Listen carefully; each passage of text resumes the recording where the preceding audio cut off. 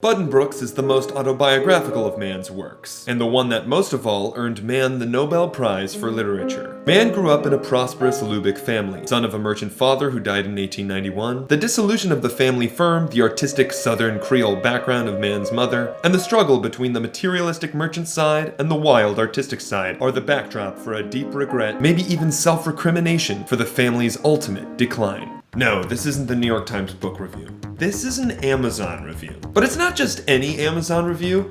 It's written by... I'm Joanna Dannemann. I'm an Amazon reviewer like millions of other people. There is a ranking system. At the moment, I'm number 16. Because I had been a long time ago the number one, and also because I was in the top 10 for a number of years, I'm ranked as the number one Hall of Famer. So I'm kind of like Tiger Woods.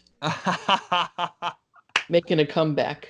Joanna has written over 5,000 reviews and counting, which have garnered over 88,000 helpful votes. When we talk about Amazon or any of the other tech giants, we often focus on the company itself, the founder, the employees, the core product, the controversies, but there are so many super interesting gems that often go overlooked, like the people outside of the company who pour so much of themselves into it and thus make the product way, way better. I Skyped with Joanna to figure out how she got there. And while I never expected the story would involve cutthroat competition, a fan club, a crazy donkey, and meeting Amazon CEO Jeff Bezos in person, the most unexpected piece of the whole story is Joanna's attitude towards the whole thing. How did you get into this world? I was living in Germany. Oh. Yes, I had a job over there with my firm. Reading books in German isn't as enjoyable for me as it is reading in English, because in English I can read really fast. So getting tired of reading German, I would order books from Amazon US. The issue was figuring out which books I wanted because the sample they give you isn't enough. Yeah, a few pages, and I couldn't tell. But who does tell you if the book is good is the other reviewers. 50 pages, I'm into this book, and I'm getting nowhere. Now that's a book review I just read of a book by 𝚘𝚑 Rushdie. And I'm thinking, do I want to read it? And this guy says it's 50 pages, and I'm still confused. And I'm thinking, maybe not. So I would read the reviews. And then it occurred to me that I could do reviews too, because I'd read a few books. I'd probably read at least 5,000 books because I read a lot. So I said, okay, I'll sit down and I'll write a review. And the other thing I like to do is write, and I write really quickly. So I just picked a book out of the air and I wrote a review of it. And back then it didn't matter if you actually owned the book and bought it from Amazon. You just reviewed a book that was in the library or anywhere. So I started reviewing every book I ever read. So this would have been in 99. And there was also a forum of people who would discuss the reviews and their reviewing, and there were quite a few interesting characters. It got to be a free-for-all. Oh, yeah, you know what I'm talking about. So this gets better, this gets better. I'm telling you, it gets better. So this community forms on their platform, and lots of discussions. So there'd be discussions about books, there'd be literary discussions, there would be discussions about reviewing, there would be just free-for-all discussions, stupid discussions. And I got to be friends with quite a few people. You will not believe it, but I am still very good friends with a lot of them to this day. So it's 20 years. And Amazon became aware of this discussion board discussing reviewing, making reviewing better. What are you reviewing? What are you reading? What are you doing? What's wrong with the system? And they invited some of the more prominent reviewers who were in the top tier. We were invited to a forum in 2004 to go to Seattle and sit down with Amazon and talk about reviewing in general, because they felt they would like to create a community, sort of a village green, where reviewing helped people come to the site to get good information. And then, of course, you might stay and click on a few things and put them in your shopping basket and check out. There was somebody who was living in Germany, but in a different part who I hadn't met. There were people from Seattle. There were people from the East Coast, people from Illinois, people from everywhere. And two of them got married. Oh, my gosh. So it's And like, yeah, you've met Jeff Bezos. I did. Yeah. Wow.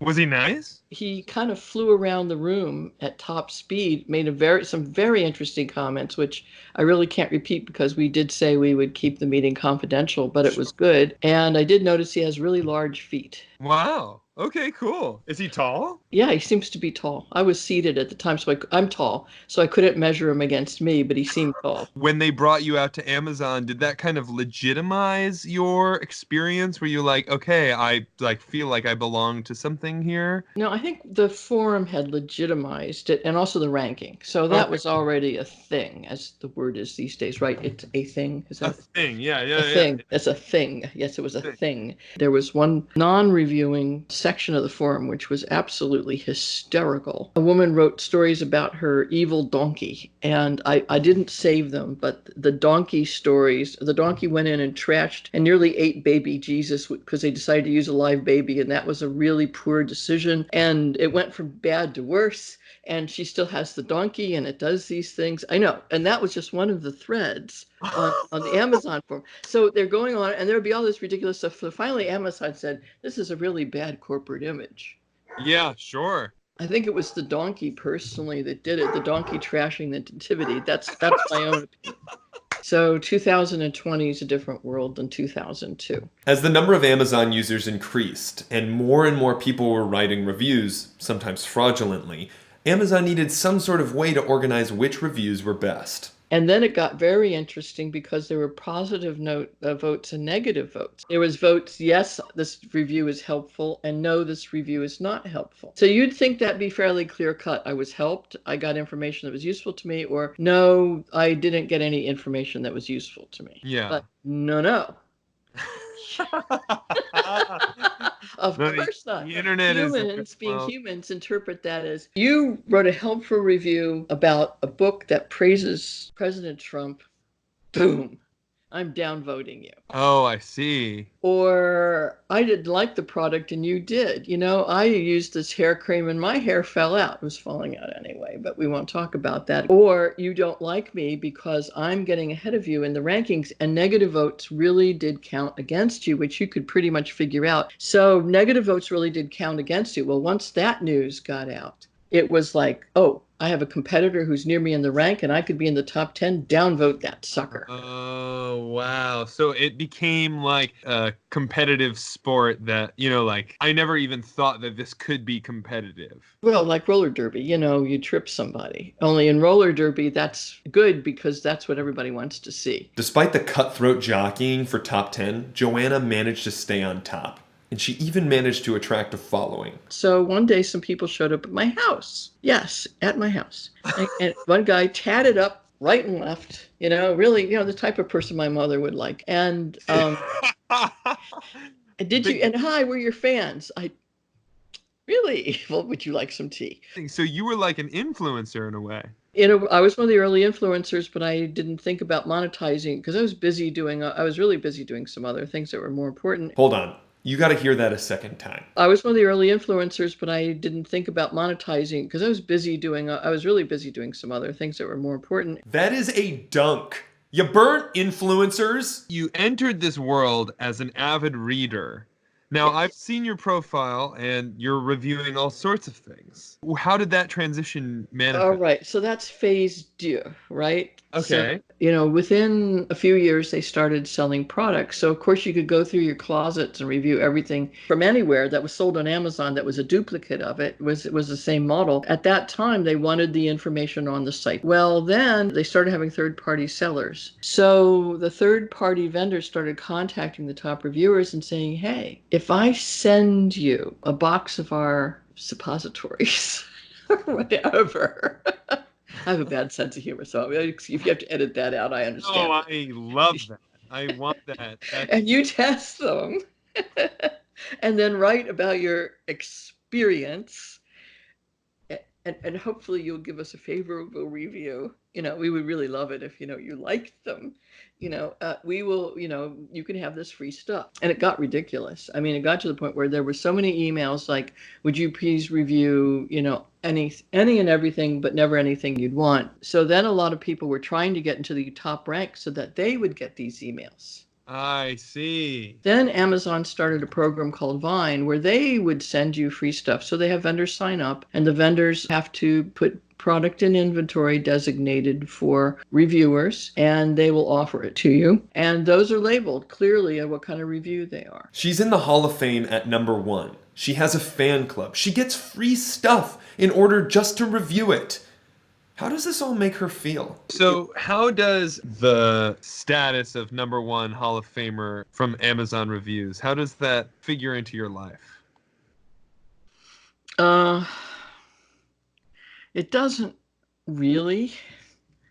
Like, if it doesn't really. That's amazing. Maybe somebody will surpass me in future. I'll still sleep really well at night.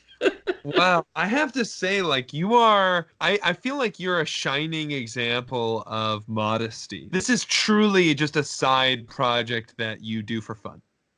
That's right. And that's amazing. I feel like so many people in our society are like looking to be famous for something or to like capitalize on their side hustle. And you're just like, eh. You know, the most brilliant thing I think that was said in the last century was Andy Warhol. And it was very far-seeing. And he said that everyone in the future will have 15 minutes of fame. I don't know if I'm misquoting, but it was something like that. And I thought, this was in 1970. I remember hearing this and I'm like, that's ridiculous.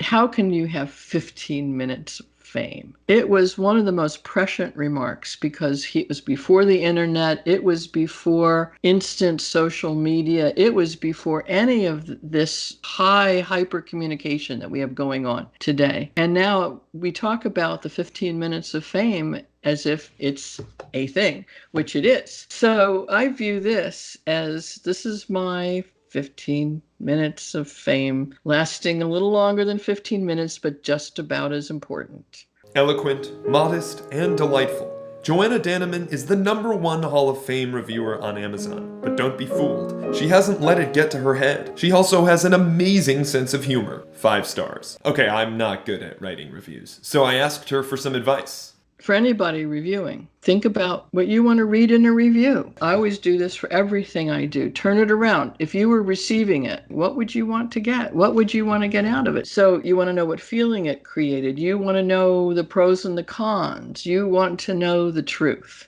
The truth.